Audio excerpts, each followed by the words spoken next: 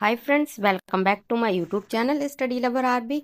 भारतीय इतिहास के घटना चक्र पूर्वावलोकन में आप सबका बहुत बहुत स्वागत है।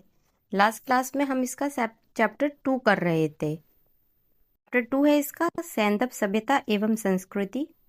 हमने यहाँ तक पढ़ लिया था दफनाए जाने का साक्ष्य मिला है। रंगपुर गुजरात के सौराष्ट्र क्षेत्र में है। यहाँ से प्राक हड़प्पा और उत्तर हड़प्पा कालीन सभ्यता के साक्ष्य मिले हैं। यहाँ से प्राप्त वनस्पति अवशेष के आधार पर कहा जा सकता है कि वे लोग चावल, बाजरा एवं ज्वार की खेती करते थे।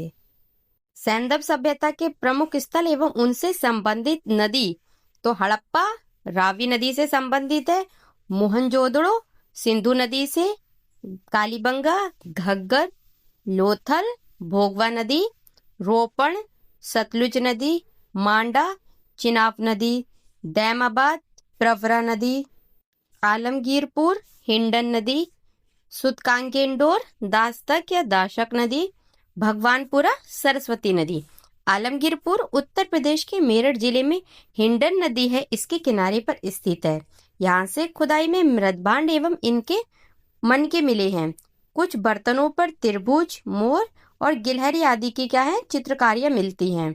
हुलास उत्तर प्रदेश के सरहानपुर जिले में स्थित है। यहाँ से कांचली मिट्टी के मनके, चूड़ियां, खिलौने, गाड़ी आदि मिले हैं। सैंदव लिपि युक्त एक ठप्पा का भी साक्ष्य मिला है। देसलपुर से एक रक्षा प्राचीर मिला है। सुतकांगेंडोर स्थल दक्षिण बलूचिस्तान है, उसमें दाशक नदी है, इसके किनारे पर स्थित है। ठीक है, बलूचिस्तान कहाँ स्थित है? ये दास्तक नदी है या दाशक नदी के किनारे पर स्थित है। तो हमें ये याद रखना है। सुतकांगेंडोर स्थल दक्षिण बलूचिस्तान में दास्तक नदी के किनारे स्थित है। इसकी पहचान हड़प्पा स्थल है इसके रूप में वर्ष 1927 है। उसमें किसने की थी? आरएल स्टेन है, इन्होंने की थी इसकी पहचान। इसका दुर्ग एक प्राकृतिक चट्टान के ऊपर स्थित है। यहाँ से मृदभांड, एक ताम्र निर्मित वाड़ाग्र, ताम्र निर्मित ब्लेड, इसके टुकड़े और तिकोने ठीकरे तथा मिट्टी की चूड़ियां हैं, उनके अवशेष प्राप्त हुए हैं। सोतका खोज सुतकांगेंडोर के पूर्व में स्थित है। वर्ष 1962 है, उसमें इसकी खोज किसके द्वारा की गई थी? GF डेल से इनके द्वारा इसकी खोज की गई थी।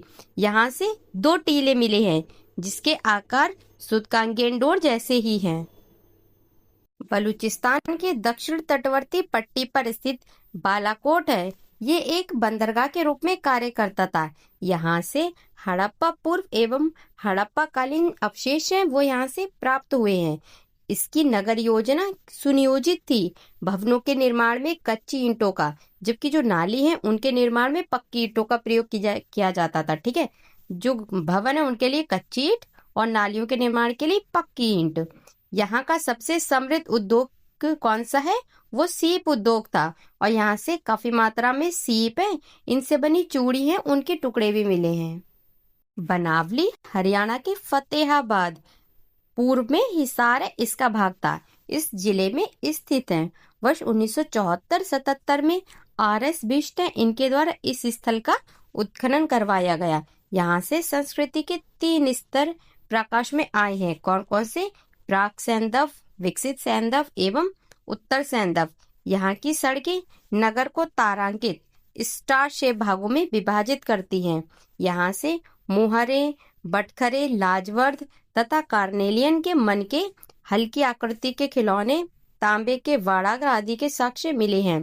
भगवानपुरा हरियाणा के कुरुक्षेत्र जिले में सरस्वती नदी है, उसके दक्षिणी किनारे पर स्थित है। JP जोशी हैं, उन्होंने इसका उत्खनन करवाया था। यहाँ से प्राप्त प्रमुख अवशेषों में सफेद, काले तथा आसमानी रंग की कांच की चूड़ियां, तांबे की चूड़ियां, कांच की मिट्टी के चित्रित मनके आदि हैं। मांडा जम्मू एवं कश्मीर में चिनाब नदी है, इसके दक्षिणी किनारे पर स्थित है। ठीक है, मांडा कहाँ स्थित है? जम्मू कश्मीर में जो चिनाब नदी है उसके दक्षिणी किनारे पर। वर्ष 1982 में इसका उत्खनन किसने करवाया था? तो JP जोशी तथा मधुबाला है, इनके द्वारा कराया गया था। उत्खनन से यहाँ से 3 सांस्कृतिक स्तर प्राप्त हुए हैं। कौन कौन से हैं वो 3? प्राक सैंधव, विकसित सैंधव एवं उत्तरकालीन सैंधव। और यहाँ से मिट्टी के ठीकरे, हड्डी के नुकीले वाड़ाग्र, चर्ट ब्लेड, कांच से निर्मित पेंचदार पिन तथा आधी अधूरी मुहर आदि के अवशेष प्राप्त हुए हैं। उत्तर प्रदेश है, इसके बागपत जिला है। इसमें बारोड तहसील के सिनौली नामक हड़प्पन पुरास्थल से क्रमबद्ध रूप से 125 मानव शवाधान प्राप्त हुए हैं, जिनकी दिशा उत्तर से दक्षिण है। मिस्र की सभ्यता का विकास नील नदी है इसके द्रोणी में हुआ था। ठीक है, ये पॉइंट याद रखना है कि मिस्र की सभ्यता का विकास कौन सी नदी की द्रोणी में हुआ है, तो नील नदी की।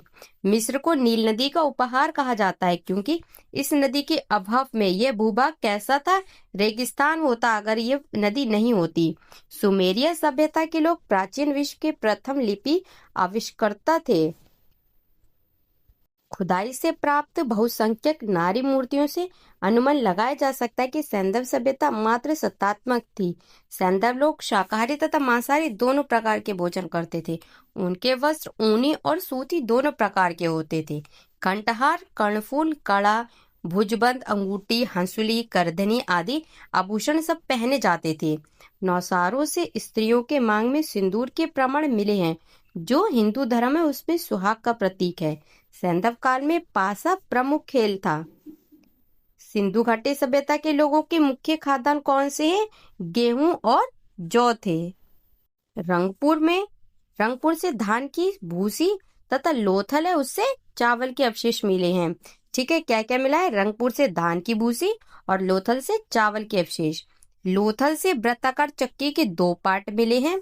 सूती वस्त्रों के अवशेषों से यह निष्कर्ष निकाला जाता है कि यहाँ के निवासी कपास उगाना भी जानते थे। सर्वप्रथम सैंधव निवासियों ने कपास की खेती प्रारंभ की थी। भारत से कपास ग्रीस गई, जिसे वहां के लोग सिंडन के नाम से पुकारते थे। किसको? कपास को। भारत में कपास की खेती का प्रारंभ कब हुआ था? तो 3000 ईसा पूर्व में किया गया। जबकि जो मिस्र है उसमें इसकी खेती कब हुई थी? लगभग 2500 ईसा पूर्व शुरू की गई थी। हड़प्पा, मोहनजोदड़ो, कालीबंगा, सुतकोटड़ा के स्थलों से कुबड़दार ऊंट के जीवाश्म मिले हैं। सुरकोटड़ा, लोथल, कालीबंगा से घोड़े की मृण मूर्तियां, हड्डियां, जबड़े आदि के अवशेष प्राप्त हुए हैं। सिंधु सभ्यता का प्रमुख उद्योग वस्त्र उद्योग था। मोहनजोदड़ो से तांबे के 2 उपकरणों से लिपटा हुआ सूती धागा एवं कपड़ा प्राप्त हुआ है। लोथल तथा चनोदड़ो में मनके बनाने का कार्य होता था। लोथल तथा बालाकोट सीप उद्योग के लिए प्रसिद्ध थे। कौन सीप उद्योग के लिए प्रसिद्ध थे ये याद रखना है, लोथल और बालाकोट। प्रमुख धातु एवं प्राप्ति स्थल यहाँ पे दिए रखे हैं कुछ। एक तरफ कच्चा माल है, दूसरी साइड प्राप्ति स्थल है कि कहाँ से प्राप्त हुए। तो तांबा ये कहाँ से प्राप्त हुआ है? खेतड़ी, राजस्थान और बलूचिस्तान एवं ओमान से। लाजवर्द, बदख्शां, अफगानिस्तान से। टीन, ईरान और अफगानिस्तान से। चांदी यहाँ कहाँ से प्राप्त हुई है? तो राजस्थान की जावर एवं अजमेर खानों से और अफगानिस्तान एवं ईरान से। सीसा तो ये कहाँ से प्राप्त हुआ है? ईरान, अफगानिस्तान और अजमेर राजस्थान से। शिलाजीत हिमालय से, गोमेद गुजरात से और सोना दक्षिण भारत कर्नाटक से। सैंधव निवासियों का आंतरिक एवं बाह्य व्यापार उन्नत अवस्था में था। सिक्कों का प्रचलन नहीं था तथा क्रय विक्रय वस्तु विनिमय द्वारा किया जाता था। लोथल एवं मोहनजोदड़ो से हाथी दांत के बने तराजू के पड़े मिले हैं। उनके बाट मुख्यतः कैसे होते थे? घनाकार होते थे। कुछ बाट हैं वो बेलनाकार और ढोलाकार, वर्तुलाकार प्रकार के भी मिले हैं। सारगोन युगीन सुमेरियन लेख है, उससे ज्ञात होता है कि मेलुहा, दिलमुन तथा मगन के साथ मेसोपोटामिया के व्यापारिक संबंध थे। मेलुहा की पहचान सिंधु क्षेत्र है उससे की गई है। दिलमुन है उसकी पहचान फारस की खाड़ी के बहरीन से की गई है। और सुमेरियन अभिलेख है उनमें दिलमुन को साफ सुथरे नगरों का स्थान या सूर्योदय का क्षेत्र और हाथियों का देश कहा गया है। मिस्र के साथ व्यापारिक संबंध का पता लोथल है, इससे प्राप्त ममी है, इसकी एक आकृति से चलता है। सैंधव सभ्यता में मूर्ति कला, वास्तुकला, उत्कीर्ण कला, मृत भांड कला आदि के उन्नत होने के प्रमाण मिले हैं। मोहनजोदड़ो से एक संयुक्त पशु मूर्ति प्राप्त हुई है जिसमें शरीर भेड़ का तथा मस्तक है वो सूंडदार हाथी का है।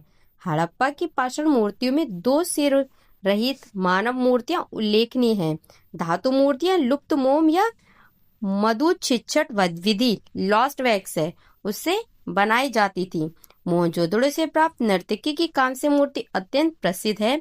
लोथल से कुत्ते तथा कालीबंगा से ताम्र मूर्ति प्राप्त हुई। चनूदड़ो से प्राप्त इक्का गाड़ी एवं बैलगाड़ी की मूर्तियां उल्लेखनीय हैं। मृण मूर्तियां पुरुषों, स्त्रियों और पशुओं से प्राप्त हुई हैं। मानव मूर्तियां अधिकतर स्त्रियों की हैं। सर्वाधिक मृण मूर्तियां हैं वो किसकी से प्राप्त हुई हैं? तो पशु पक्षी हैं उनकी प्राप्त हुई हैं। सैंधव काल है उसमें सर्वाधिक मोहरें सेलखड़ी की बनी हैं।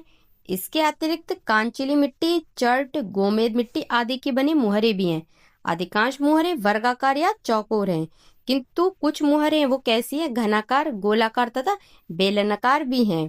सिंधु सभ्यता की मुहरों पर सर्वाधिक अंकन एक श्रृंगी पशु का है। उसके बाद कुबड़ वाले बैल हैं उनका है। पशुपति शिव का प्रमाण मोहनजोदड़ो है उनसे प्राप्त एक मुहर जिस पर योगी की आकृति बनी है। उस योगी के बाईं ओर बाघ और हाथी तथा दाईं ओर गैंडा एवं भैंसा है वो चित्रित किए गए हैं। सिंहासन के नीचे 2 हिरण भी हैं। योगी के सिर पर एक क्या है त्रिशूल जैसा आभूषण है तथा इसके क्या है 3 मुख हैं। मार्शल महोदय हैं उन्होंने इसे रुद्र शिव से संबंधित किया है। सैंधव मृदभांड मुख्यतः लाल या गुलाबी रंग के हैं। कुछ मृदभांड है उनको लाल रंग से रंगकर काली रेखाओं से चित्रित बनाए गए हैं।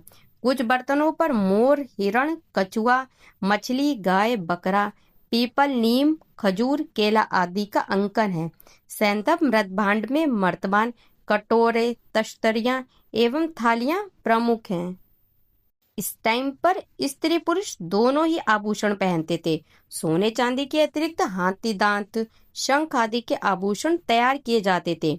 सैंधव सभ्यता में मातृ देवी हैं उनकी पूजा प्रमुख थी। हड़प्पा से प्राप्त एक स्त्री की मूर्ति में उसके गर्भ से निकलता एक पौधा दिखाया गया है। संभवतः यह देवी धरती की मूर्ति थी जिसे लोग उर्वरता देवी समझते थे तथा इसकी पूजा उसी तरह करते थे जिस प्रकार मिस्र के लोग नील नदी है इसकी देवी आइसिस की मातृ देवी हैं एवं शिव की पूजा के अतिरिक्त सैंधव निवासी पशुओं, पक्षियों, वृक्षों आदि की उपासना करते थे। लोथल, कालीबंगा एवं बनावली के पुरास्थलों से अग्निकुंड तथा यज्ञ वेदियों के साक्ष्य मिलते हैं। उत्तर दक्षिण दिशा में शव दफनाने की प्रथा प्रचलित थी किंतु इसके अपवाद भी मिलते हैं। कालीबंगा में शव दक्षिण उत्तर, रोपड़ में पश्चिम पूर्व तथा लोथल में पूर्व पश्चिम दिशा में प्राप्त हुए हैं। आंशिक समाधिकरण के उदाहरण बहावलपुर से मिले हैं। सैंधव सभ्यता के विनाश के कारणों पर विभिन्न इतिहासकारों एवं विद्वानों का मत। विनाश का कारण इतिहासकार विद्वान बाढ़, तो ये किसने बोला है? मार्शल मैके, SR राव। आर्यों का आक्रमण, तो ये किसका मत है? Garden child, Mortimer wheeler, Stuart Piggott. जलवायु परिवर्तन, तो ये मत है RL स्टीन, अमलानंद घोष का। भूतात्विक परिवर्तन, तो ये मत है MR साहनी, HT लैम्ब्रिक और GF डेल्स का। महामारी, ये किसने मत दिया है? ये दिया है KUR कनेडी ने। और पर्यावरण परिवर्तन ये बोला है M दिमित्रियेव ने। हमारे सारे फैक्ट्स हैं वो हमने कंप्लीट कर लिए। अब हम इसके क्वेश्चन सॉल्व करेंगे। तो फर्स्ट क्वेश्चन है, मानव समाज विलक्षण है क्योंकि वह मुख्यतः आश्रित होता है। तो इसका आंसर है ऑप्शन बी, अर्थव्यवस्था पर। मानव समाज विलक्षण या विशिष्ट होता है क्योंकि वह मुख्यतः अर्थव्यवस्था पर आश्रित होता है। अर्थव्यवस्था में जैसे जैसे परिवर्तन होता जाता है वैसे वैसे समाज परिवर्तित होता जाता है, जैसे खाद्य संग्रह, कृषि उत्पादन, उद्योग आदि। अर्थव्यवस्था में जैसे जैसे परिवर्तन होता गया सामाजिक व्यवस्था उसी रूप में बदलती गई। संस्कृति, धर्म, विज्ञान आदि अर्थव्यवस्था में उत्पादन के साधनों में परिवर्तन के अनुसार ही परिवर्तित होते रहते हैं। सेकंड क्वेश्चन है, हड़प्पा निम्नलिखित में से किस सभ्यता से संबद्ध है? तो इसका आंसर है ऑप्शन बी, सिंधु घाटी सभ्यता। हड़प्पा नामक पुरास्थल सिंधु घाटी सभ्यता से संबंधित है। सिंधु सभ्यता के प्रथम स्थल के नाम पर सैंधव सभ्यता को हड़प्पा सभ्यता के नाम से भी जाना जाता है।